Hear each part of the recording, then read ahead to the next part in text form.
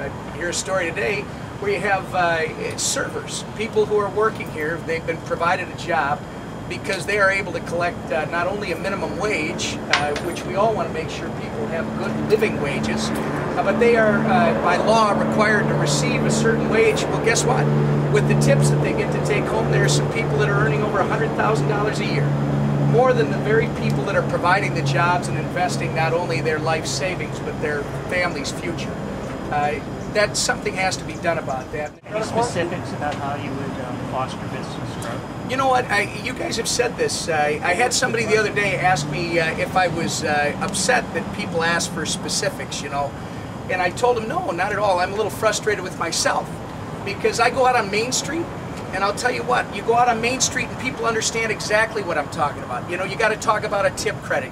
What would the state have to do with tip credits? That's federal law. I think you've got to give these guys the opportunity. There has to be a tip credit. These guys should be getting a tip credit for the tips that their servers are collecting on a daily basis. And how would that work? Well, we'll talk about that. I think I want to hear from them how it should work. What did you learn from Joe that you might want to change the state laws?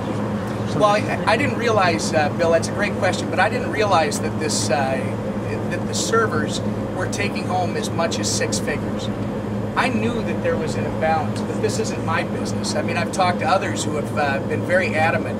You know, restaurant owners, I don't know if you call them restaurateurs, but I mean, I've heard this from others that are running small businesses all around the metro area. I haven't talked to them as much outstate, just maybe Duluth and Moorhead, but smaller towns.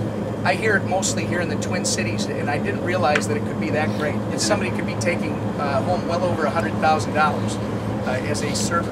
Isn't that just the free market working? Aren't those people just, you know, reaping the benefits of hard work? You know, Brian, the answer to that would be yes if you didn't have a minimum wage law. Then you could say that it was the free market working, because then they could hire employees at a living wage, taking into account the tips that they're taking home. But what we've done in essence is set the floor as to what they must get paid, regardless of what they get to take home in tips. And we love the people that are serving. But you know, when you could kill the goose that lays the golden egg, which is the owner of the business, they're going to end up suffering as well. I mean, if these guys can't continue to operate, then they can't continue to take advantage of the opportunity. So you got to keep both in mind, and I would agree with you. It's the free market only up until you start talking about the minimum wage law. Are you suggesting you